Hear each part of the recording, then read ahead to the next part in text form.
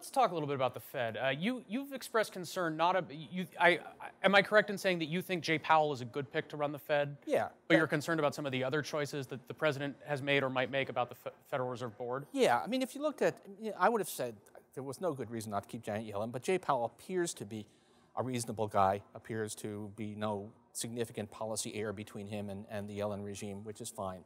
What I was afraid of was that given that Republicans have been insistently and defiantly wrong about everything monetary for the past 10 years, that they would make the having been wrong about everything be the criterion for being the chairman of the Fed. Well, that didn't happen. So Trump picked Powell, who looks like has been okay. The first up on but the people who are now being floated for Fed board do seem to fit that criterion. So we have Marvin Goodfriend, who's a reputable monetary economist with a tremendous track record of saying inflation is coming, inflation is coming. We must get ready to start raising rates now during 10 years of a depressed economy. How much should we think of Fed policy as being driven by the on-the-record ideological statements of people who end up on the board? I mean, it seems like, first of all, the chairman ends up having a lot of influence, even though decisions are made by a vote of the board.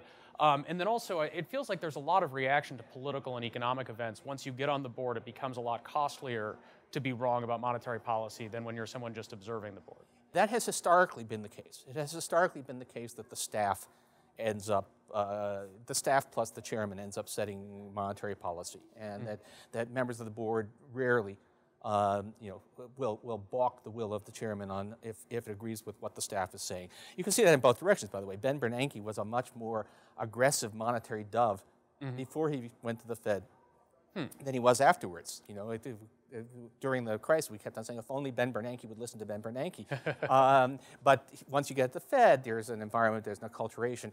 But this is Trump's America, so maybe the old rules don't apply anymore. But Trump says he's a low interest rate guy. Sometimes, but he's been all over the place on that. But the question is, to what extent are the